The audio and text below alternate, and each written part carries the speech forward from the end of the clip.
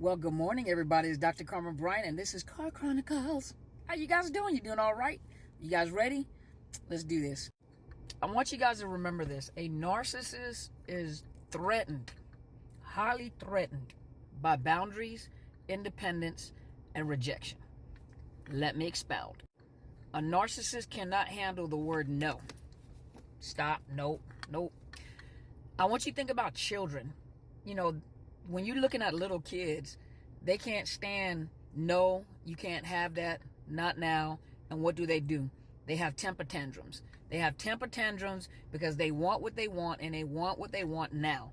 They don't have the concept, little kids don't have the concept that, that delayed gratification, or not now, or you can't have this, it may harm you, it's not good for you. They don't understand that. That's the position of a parent is that you protect and safeguard your child, and you teach them there are limitations, there are rules, there are boundaries. Because as they get older, if you notice, as a young child, when you don't implement boundaries, if you don't implement no, without having to explain yourself, it is no, because the parent knows better. And that child has a temper tantrum, and what do people do? You're frustrated with the fact that they're having a temper tantrum. What do? Just give it to her, just give it to him, so they'll be quiet because it's frustrating you. It makes you uncomfortable. Well, a child picks up on that, because remember, when they're little, what you're doing is you're training them. What you're training them is that positive and negative effects, those positive and negative reinforcements, to teach them that they can't have what they want.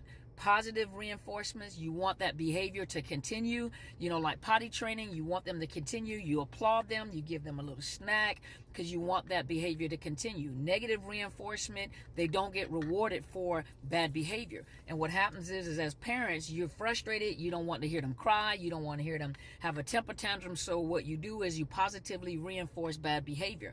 And so as they get older, especially a narcissist, or they're growing into narcissism and it develops narcissistic personality disorder, you're positively reinforcing bad behavior. And so they're beginning to recognize that if I have a temper tantrum, and you have these adults having temper tantrum, they can't get what they want, it forces you, because they manipulate you, either emotionally manipulate you by kissing you and hugging you and giving you what you want, or they're having temper tantrums and it's louder and they're tearing up stuff and they're demolishing things in order to get what they want. And then when they get older and they're adults, they're doing the exact same thing. They hurl insults, they tear up stuff, they abuse you, misuse you, they manipulate you, or they what's the word I'm looking for? They love bomb you, they give you what you want emotionally, all to get what they want. And you wonder, because they can't handle your no. And so they want what they want, and they don't want to hear you say no. And so they'll find a way to manipulate to get what they want anyway, whether it's to insult you, to make you feel bad. They try to determine, like, where will you break? Will you break if I humiliate you, or I tear up stuff, or I tear up your belongings? Or does it work better if I make you feel bad about yourself, or point my finger at you? Or will it work better if I love bomb you, give you hugs and kisses and stroke your ego just to get what I want? And then when they get what they want, most of you feel like, I feel stupid because of the fact that I gave them what they want. And the thing that I was thinking in my mind, I just knew I had a gut instinct that they weren't going to do right, because they proved it to you over and over again. They've been doing this since childhood. They perfected that skill. Now, the next thing is rejection. For a lot of them, they may have, not all the time, not all narcissists are developed from physical, or which we can't say on social media, or violations, put it that way, violations, that type of violation, any kind of violations. All narcissists don't develop from there. And all narcissists do not develop from a home that had narcissists in them. Sometimes, parents that love their children develop narcissists because there are no boundaries set. So sometimes they come because they are the golden child. And when I say golden child, not just the golden child to the narcissist, but the golden child within the family. And some of them may not be narcissists themselves, but they have created a golden child. And so they develop into golden children, like we say down south. My grandmama used to say golden children, or children. But some of those children, as they grow up, they're dealing with the rejection. So they don't like to be rejected because all attention has always been focused on them. They're the cutest, they're the prettiest, they're the handsomest, they're the smartest. They have these skill sets, but you're not balancing the skill sets out. You're not balancing out to, I remember telling my daughter, because my daughter has pretty green eyes. She's got these beautiful green eyes.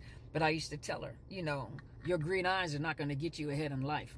You have green eyes and you see out of them. You're blessed that you can see out of your eyes. But your eyes are not going to get you anything. And don't use your eyes just because you have pretty eyes. Don't use your eyes to get what you want from people, because people are fascinated with your eyes. But, and as just an example, because sometimes, families have this really beautiful child, aesthetically pleasing, very smart, and they make them a golden child. And so one thing they can't handle is rejection, because they've always had the attention. Everyone has always paid them attention. And so when they get older, to be rejected, they will do everything: demolish, destroy, humiliate, fight, whatever they have to do. That rejection is really a stake in their heart. And even the average, narcissist, they can't handle rejection, because sometimes that rejection was used as a weapon against them, to reject them physically or psychologically or emotionally. They fear that rejection. The very thing that they do to you is the very thing that's a weapon to them, and will totally destroy them, because they hate rejection. They can't stand rejection. Whether they were raised in a narcissistic family or not, they can't handle rejection. Either I'm going to get the attention because I've always had the attention, because I was the golden child of the family, or, I can't handle the rejection because that's what wounded me in the first place. They can't handle the rejection. And next, independence. Independence.